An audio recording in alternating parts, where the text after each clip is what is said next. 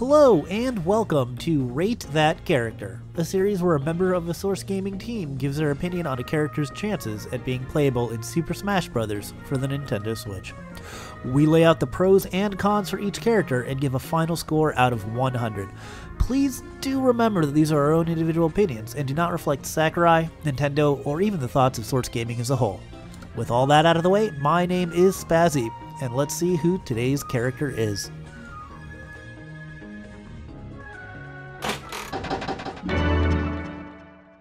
There are very few modern series with quite as much gaming history as Bomberman. The Bomberman series originated on the MSX in 1983, but found its biggest audience on the Nintendo Entertainment System, selling over 1 million units on the platform globally.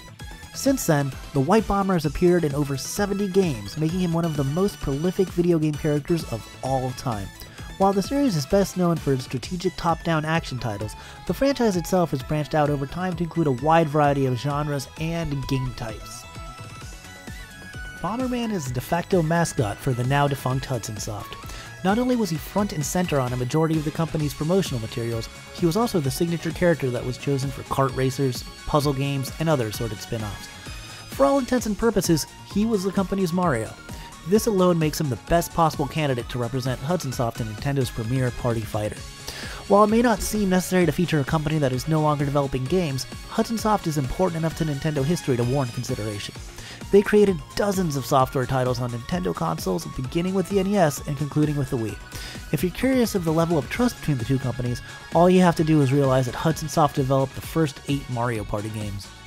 Bomberman himself holds the distinction of being the only third-party character to appear on every Nintendo handheld and home console prior to the launch of the Wii U and 3DS.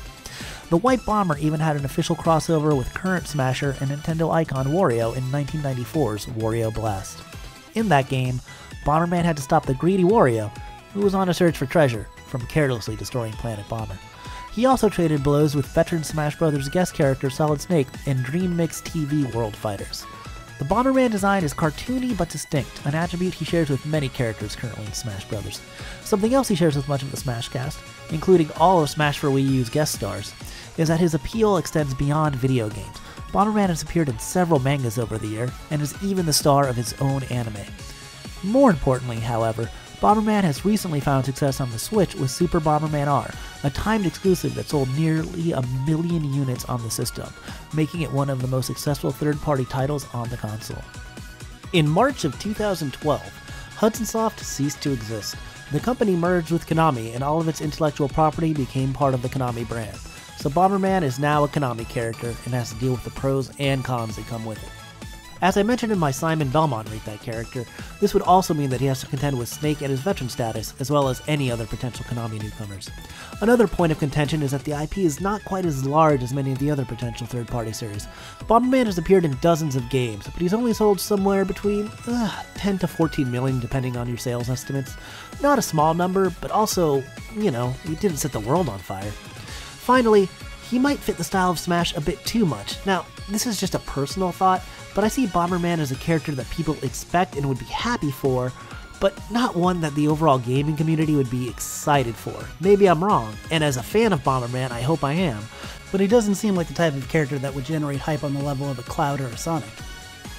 Bomberman is a character that fits Smash better than most, and he's one that's been on the mind of fans since Smash 64, appearing on Sakurai's If There Was a Smash 2 poll as a potential third-party fighter. He's a classic video game icon, and sure, he's not from the biggest franchise out there. I mean, he's no Pac-Man or Mario after all, but he's still a character that left his mark on the world of gaming. With that said, let's see the final score.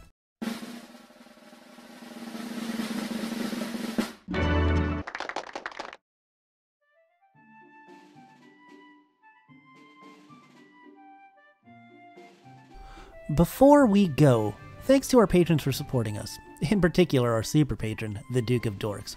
You'll find a link to his channel in the description. Thank you for watching today's Rate That Character. If you enjoyed it, give this video a like and show it to your friends. Let us know your thoughts on today's character and suggest any future one for the series. Subscribe to keep up with our content, and remember to return to the source.